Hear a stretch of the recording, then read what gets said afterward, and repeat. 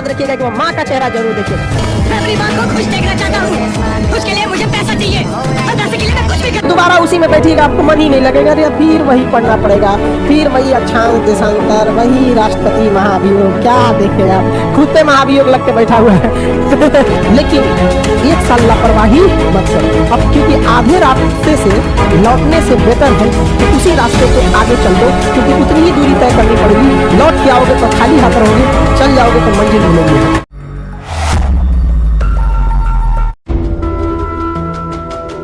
PT निकालना है खुद को साबित करने के लिए, मेंस निकालना है माँ के लिए। इंटरव्यू में बैठिएगा तो पिता का सीना गर्व से चौड़ा करने के लिए। तो याद रखिएगा, जब आप पीटी के लिए पढ़ रहे हैं तो सोचिएगा ये बस ये अपने लिए है, लेकिन मेंस में जब थकने का मन करे तो याद रखिएगा कि वो माँ का चेहरा जरूर देखिएगा। मैं अपनी माँ को खुश देखना चाहता हूँ, उसके लिए मुझे पैसा चाहिए और पैसे के लिए मैं कुछ भी कर। कि मेंस आपको अपने लिए नहीं निकाले। और याद कीजिए, जब आप फाइनल सिलेक्शन होके आएंगे ना, आपके पिताजी की आयु ऐसे ही 10 साल बढ़ जाएगी जब देखेंगे कि उनका बेटा अधिकारी बन गया, उनकी बेटी अधिकारी बन गई। और लड़की लोगों को स्पेशल थैंक्स कहिए अपने माता पिता को। रीजन क्या है कि वो समाज से, परिवार से लड़के आप लोगों को भेजे हैं पढ़ने के लिए। एक पिता कैसे पूछिएगा कितना टफ से होता है यहाँ पे। आपके पास पड़ोस वाले जो कंजर्वेटिव माइंडसेट के होते हैं वो कहते हैं कि बेटी पढ़ने भेजेंगे तो बाहर जाएगी तो क्या, उनके दिमाग में ना मेंटेलिटी अजीब सी रहती है। तुझे मेरे पे भरोसा है? नहीं। गुड।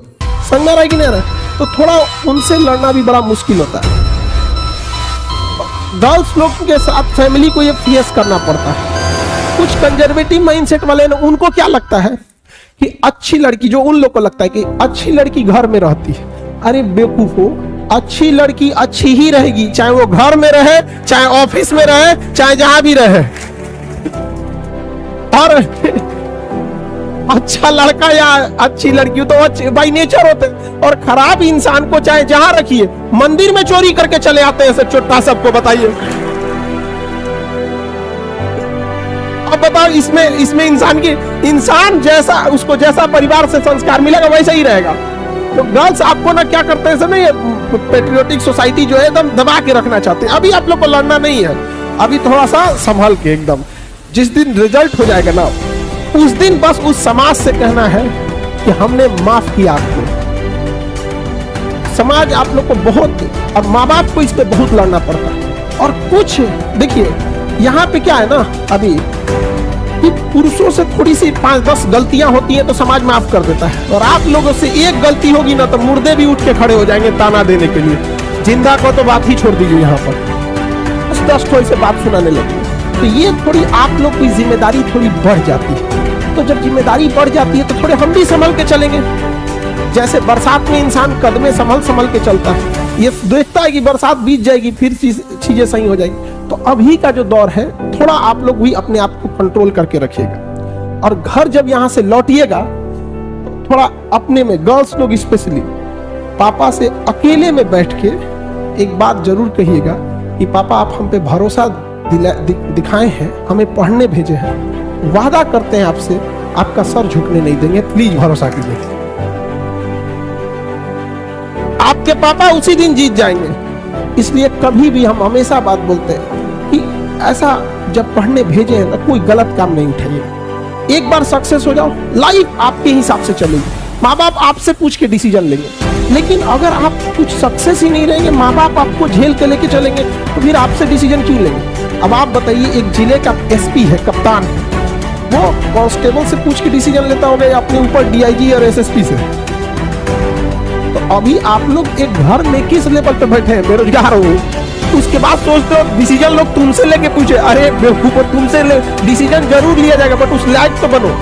तो यहाँ पे सब लोग को कहते हैं, और हम लड़कियों को समझा रहे हैं, इसका मतलब लड़के ये नहीं कि तुम लोग छुट्टा साड़ हो, तुम लोग भी सब चीजों से बचा के रहना। समझ में आ गया कि नहीं? क्योंकि ये सब चीजें में होती है ना, इंसान एक बार उलझ गया ना तो ये वन वे रास्ता है, यहाँ से लौटने का कोई रास्ता नहीं है। तो बेटर है क्यों जाके लात खाना है। अच्छा, अभी आप लोग ये सब चीजों से अगर बच जाते हैं तो पढ़ाई पे कंसंट्रेट रहिए। और अगर ढूंढना ही है तो अपने अपने ट्रेनिंग में ढूंढ लेना ना, अपना सेम कैडर में, सेम कैडर में ढूंढ लेना, समझा गया कि नहीं? उस समय हम भी हेल्प कर देंगे आप। अरे अभी भी सच बताते हैं, कैडर ढूंढने में हेल्प करना पड़ता है तो कैसे बोलेगा? दोनों हम ही लोग से ना बोलते हैं सर, देखिए ना, इसका भी औरत का चक्कर बाबू भैया, औरत का चक्कर। वही कैडर है, हमारा भी वही कैडर है। बात बढ़ाइए ना हम दोनों में बात बढ़ा देते हैं, लेकिन अभी नहीं, अभी ये सब चीजें नहीं। अभी माँ बाप पैसा भेजे हैं, अभी माँ बाप अपना पेट काट के आपको पढ़ा रहे हैं, तो आप हर हाल में आपको जीना है किसके लिए? माँ बाप। ज्यादा दिन हम थोड़ी बोल रहे हैं, आपकी जिंदगी का कितना है? 2 से 4% टाइम ये लगेगा, 1 से 1.5 साल बस यही डिसाइड करेगा कि पूरी जिंदगी, पूरा खानदान आपका कैसा रहेगा और कैसा नहीं रहेगा। और इसी में स्टार्टिंग में ही थोड़ा बहुत अगर आप भटक गए तो फिर कभी सक्सेस नहीं होंगे, फिर अपने आप को कोसने से कोई फायदा नहीं है। रीजन समझिए, आप नहीं पढ़े हैं ये ज्यादा खराब नहीं है, लेकिन पढ़ के भूल गए हैं ये ज्यादा खराब हो जाता है। तो जब आप जैसे कोई नया स्टूडेंट आएगा, उसके अंदर एक एंथुसियाज्म रहेगा, मोटिवेशन रहेगा कि हमें पढ़ना है, लेकिन अगर आप पढ़ लिए, सिलेबस खत्म हो गया है, थोड़ी सी लापरवाही कर दिए, फिर दोबारा उसी में बैठिएगा, आपको मन ही नहीं लगेगा, अरे फिर वही पढ़ना पड़ेगा, फिर वही अक्षांश देशांतर, वही राष्ट्रपति महाभियोग, क्या देखे आप, खुद पे महाभियोग लग के बैठा हुआ है नहीं समझे? तो ये याद रखिएगा, आप भले 1 साल लेट से तैयारी करो, लेकिन 1 साल लापरवाही मत करो। अपने आप से आज पूछ लो, अगर मन भटक रहा है इधर उधर, तो हम कहते हैं कि 1 साल तुम देर से ही चालू करो, लेकिन बीच से मत लौटो, क्योंकि आधे रास्ते से लौटने से बेटर है कि उसी रास्ते से आगे चल दो, क्योंकि उतनी ही दूरी तय करनी पड़ेगी। लौट के आओगे तो खाली हाथ रहोगे, चल जाओगे तो मंजिल मिलेगी।